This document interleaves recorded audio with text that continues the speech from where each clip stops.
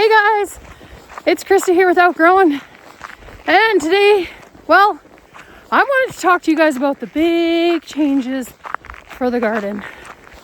I'm just out for my little walk and I thought, well, we're going to be walking by the garden here right away, so I thought we might as well have a pit stop and start chatting a little bit about what these big changes are going to be for this coming growing season. Don't fret. It's not going to be anything too crazy, but kind of crazy.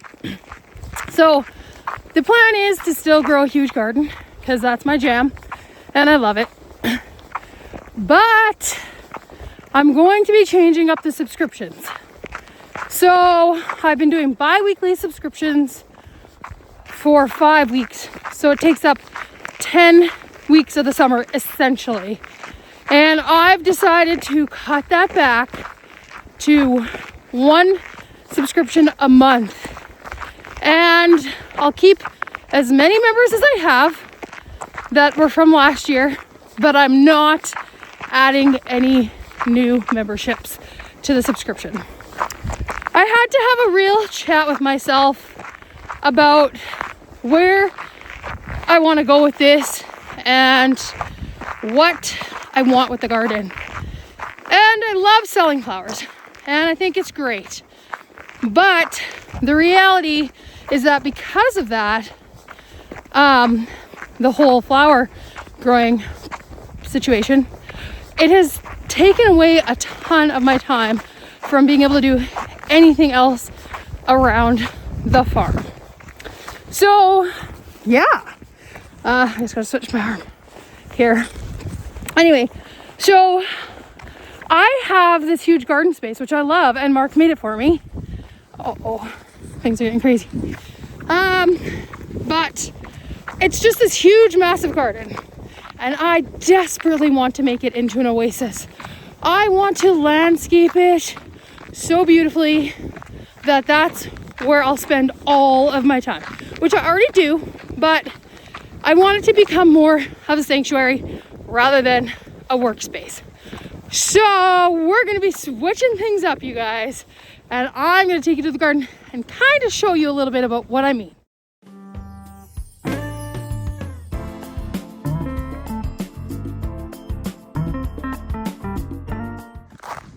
Okay, you guys, I was actually going to go climb in here and show you guys, but I'm realizing how deep it is.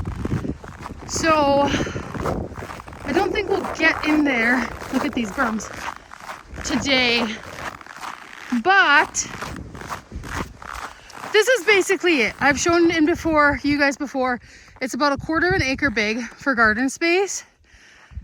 So just visualize this. It's not a square, it's almost a pie shape, but it's huge.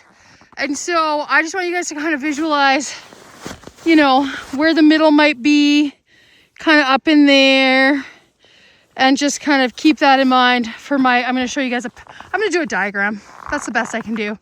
But yeah, right in front of me here, where you can see there's all these weeds and stuff. This area I want to really clean up. There's some rocks in there. I had great plants at one time, but now I want to just clean up all the weeds and the trees and then get all these rocks cleaned up, put the rocks on the edge. Over there where the tractor is a road. And we just want to start building up the edge of the road with the rock. So we're going to clean that up and then get this front part looking much nicer.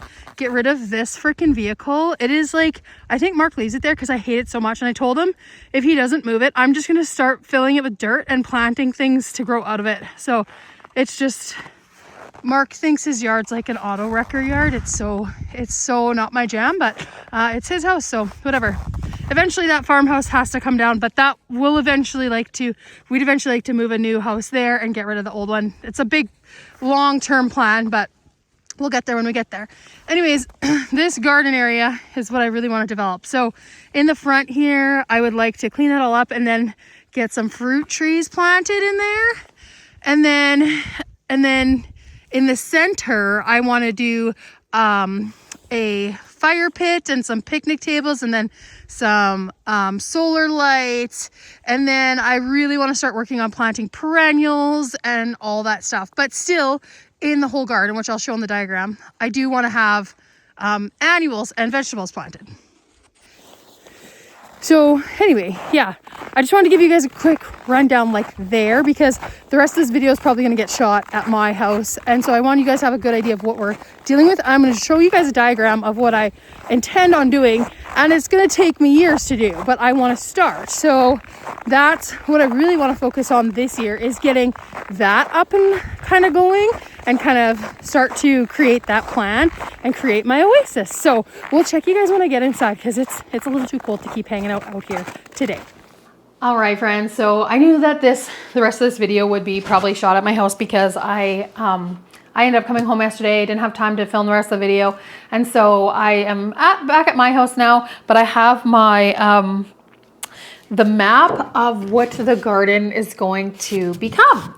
And so I kind of briefly touched on it in my video, just like by pointing it out, but it's really hard to get a visual, especially when it's covered in snow. So here it is, my big plans. Now these plans are for what I have this year. So I'm not probably going to get to them all, just because financially, you know, fruit trees cost a lot of money and perennials cost a lot of money. And I just want to use what I have right now, because I have tons of perennials that I can start moving into some of these spaces, and then I can start a bunch of perennial seed and get those going this year. So I'm going to do that. And then next year we'll assess again, and then start ordering perennials, you know, bulk perennials again. But basically this is going to be the center. I hope you guys can see that. I will take a picture also, and I will make sure that it's up in the video. But in the center is where I want the fire pit and the some benches, perhaps some picnic benches to be in there.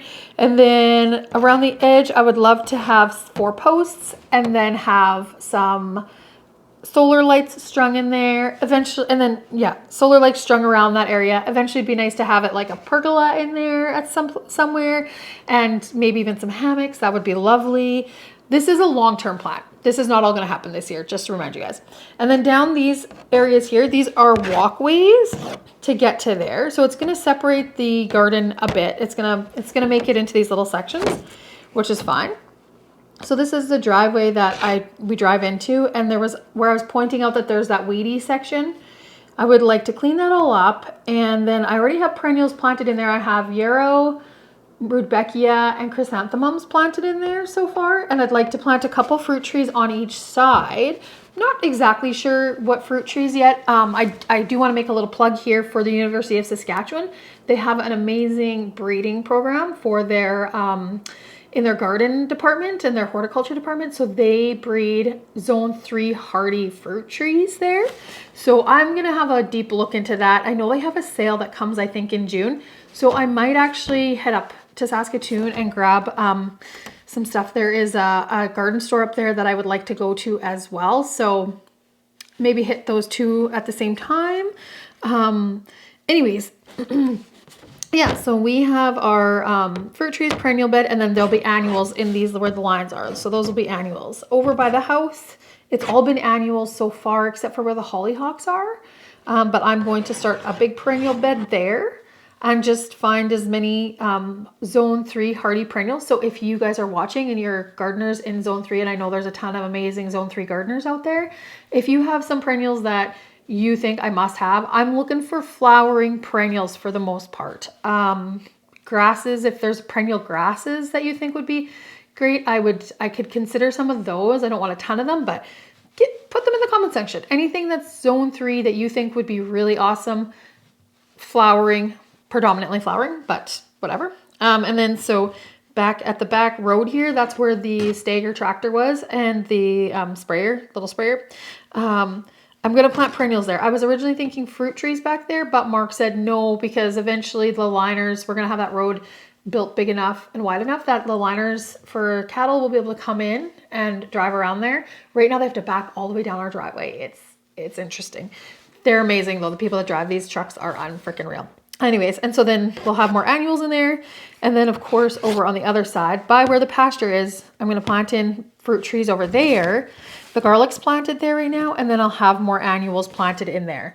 So long term, I'd love to get to more perennials and less annual space. Like I do obviously want to have space for annuals, because you can't, like vegetables are all annuals, and your annual flowers, that cut flowers, like you need to have space for those. But I would like to get a lot of perennials going on and get it really, really cleaned up. So the whole thing is like, I got to chop down some trees. I've got to clean up the caraganas. They're a big mess. I got to clean up the weeds. There's all these rocks. Like this is, if I can get a couple fruit trees planted this year and get this center part kind of designed up, like move the fire pit and then maybe get a couple benches for in there, I'd be feeling pretty good about things. And then just like transplanting some perennials, I feel great about that. And then just, again, keep my plan going on for next year and just kind of build with that. Then in the off season, I'll order a bunch of perennials because I'll know better what I need and all that stuff. So this year is a transition year, you guys. Definitely a switch up a little bit, but I'm really excited to landscape the garden. I think it's going to be awesome. And then, down these walkways, eventually I'd love it if we could string some lights down there too. So at nighttime, it'd just be like a great little place to hang out, go have a fire and just whatever, roast hot dogs and whatever else. So that's my big long-term plan. So just to kind of summarize what I'm changing is that this year I will be doing subscriptions, yes, but I will only be doing them for July, August, September, and I'm only doing one a month. Likely I'll do them in the middle of the month. So, and then I'm downsizing that. And then with the subscribers, last year I had 25 people signed up, and I'm only going to open up the subscription to those people. And if people choose not to do it, I'm not going to fill those spots because I would like to get down to, like 15 people would be nice. Just because 25 is a lot of flowers. That's a whole entire day, maybe even a day and a half of picking flowers, prepping flowers, building the bouquets, etc. So that I'd like to dial down. So I'm not adding anybody new. I'm not even opening it up to the public this year. I will still take on wedding flowers if people reach out and want to do like small, very small wildflower kind of cut flower bouquets. Yes, I will do a few of those this summer if the opportunity presents itself. Again, I'm not really going to advertise that. Last year I had 2 weddings. It was through word of mouth and one was my client. And so I just kind of the same thing. I'm really going to dial it back and just really try to enjoy the space and clean it all up and get it really fabulous and wonderful. But I will also continue to bring back fresh bouquets every week. So that I will always have fresh flowers down at the hair salon each Tuesday. But I just like the idea of being able to bring back what I have time to bring back. So if I only have time to bring back 5 bouquets, that's all I have time to do.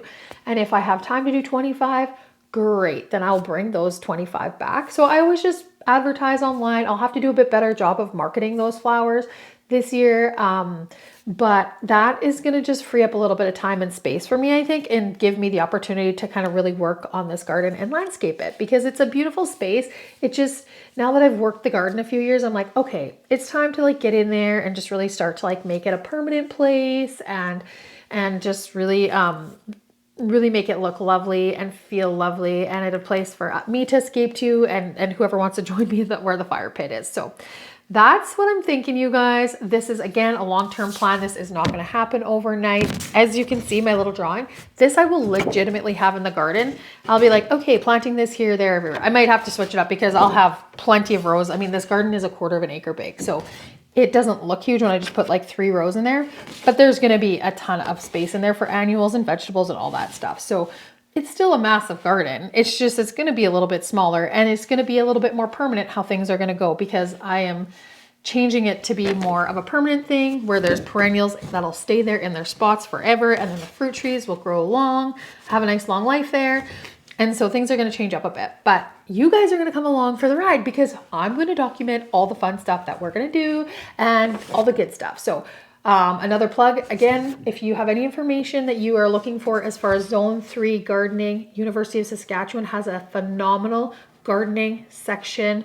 They've got great information. They have breeding programs there, so they sell what they grow.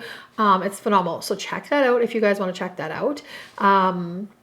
And I think that's pretty much it that I needed to make mention of. So yeah, you guys, that's going to wrap it up for me. If you like the video, give me a thumbs up. And if you haven't subscribed, please subscribe because you don't want to miss out on all the fun stuff we are going to do this summer in the garden. And of course, there's going to be cattle and stuff coming. It's just been really cold. We sorted cattle last weekend and I was going to do a video.